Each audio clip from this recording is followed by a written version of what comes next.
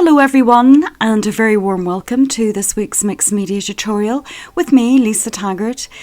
This week we're doing something a little bit different. I'm using my gel plate and acrylic paint, and we're creating an abstract landscape. We're also stamping as well, so if you're interested in that, let's look at the materials first of all. For the print, I'm using the Multifarious mixed media card. I'm also using the Hill acetate masks. I've got some of this masking tape to tape the edges of the paper this week, and I'm using some of the chalk acrylic paint in soft cyan, honeybee and white. And I've pulled out some pinks and purples of my Pebeo paints and some lilacs as well. But use any paints you have. It just so happens that I have these large tubes in my drawer and I thought I may as well use them. I've got greens, I've got cream, dark blue, pink and also a red, and it's a real mixture of paints, but the small tubes work just as well. I'm using the large gel press and a brayer, a sponge brush and an ordinary brush. We've got the black in Nocturne and also a combination of sparkle Posca pens and the normal ones in pinks, yellow, red, green, and my fine liner in yellow. We've got Grape Crush in the Stickles, and also then the stamps, which as you can see there's not many this week, just my new favourites, which is Bumble and Hum and Bumble Hums. And if you want to convert all of those into something that looks a little bit like this, just keep on watching. As I said, I'm using my 12 by 14 inch large gel press, but any gel press will work for this project depending on the size of your project. I'm really using the gel press as a palette. I've taped up the edges of my Multifarious card, as you can see. I've got a brayer and a selection of paints, and it really doesn't matter what paints, as long as they're acrylic paints that you use. I've got lilacs, blue, white and a dark blue. And at this stage, I'm really just getting a feel for the size of my palette and the placement of the print on the card. I'm also getting a feel for how much acrylic paint to use. And I think when I started off with this first little print on the card, I misjudged where to place the card, so as you'll see I had another go at it and was much happier with where the paint landed and brought it down a little bit further.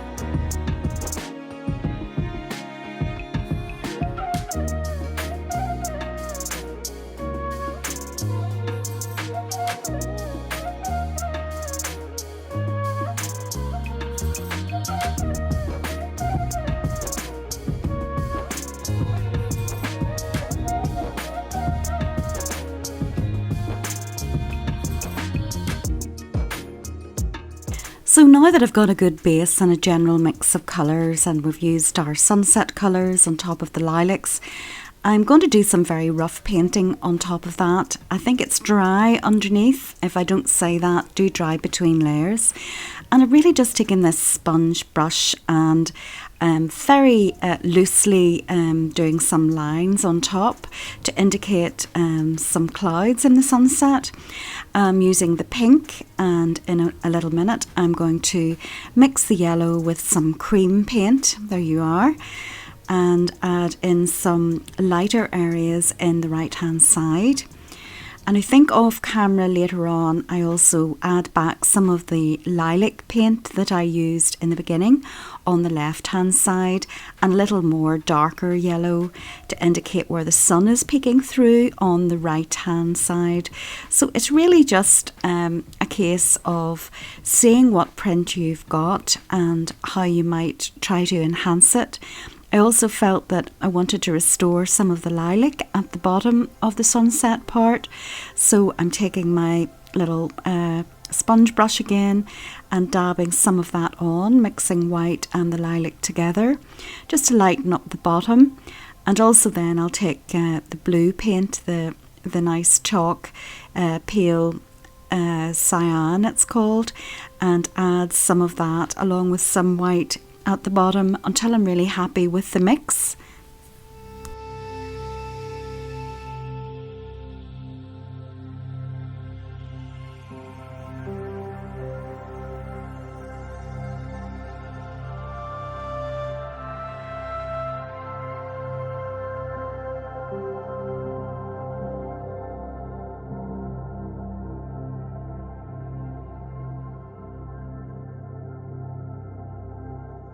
Okay, next up we're going to add some mountains, and I have taped one of the masks to the card, and you can see that I've added that lilac and a little bit more yellow to the top half of the painting, and I'm just giving a good push and hope for the best there, that I've got some pale lilac, and there we are, we've got what look like mountains possibly. And now I'm taking a different shape acetate mask and working out where to put that. And as you come forward in the picture, you'll use darker colours. Now you don't have to use purple for the mountains. You can also use blues as well. But I just thought I'd have a go with these nice colours since I had them. Now I think I've put rather a lot on the gel press, but it's just so that it goes alongside the acetate mask, and I think it worked out okay, albeit a little bit deep in terms of the mix. Now I'm moving on to the grass area, and I'm starting at the top with the lighter colour, a medium shade and then a darker shade, and I really don't know what I'm doing. It's all very much an experiment, and it's the first time I've done something like this, and I don't know what's going to happen.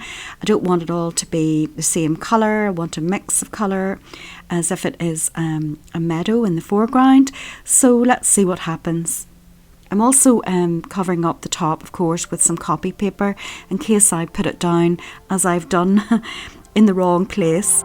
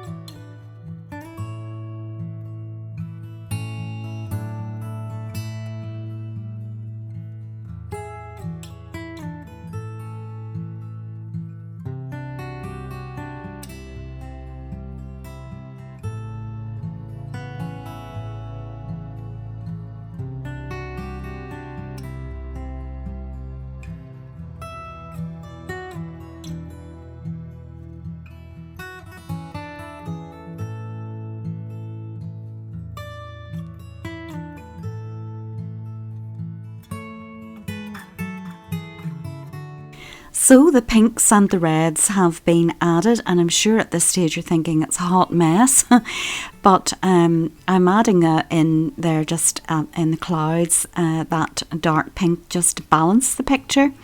But going back to the hot mess, you'd be amazed how you can tweak it and it still looks okay. And bear in mind, when you remove the tape, it looks much different. Adding in some yellow, and I think I'll go on just to use up some of my other paints there on the little paper palette, adding some green. I restore, I think, some of the darker colour, the dark purple mixed with some blue and possibly some green in the foreground. I think I do that off camera, and I also extend the mountains down in the centre a little bit, the dark purple mountains, just to give a bit of a hill.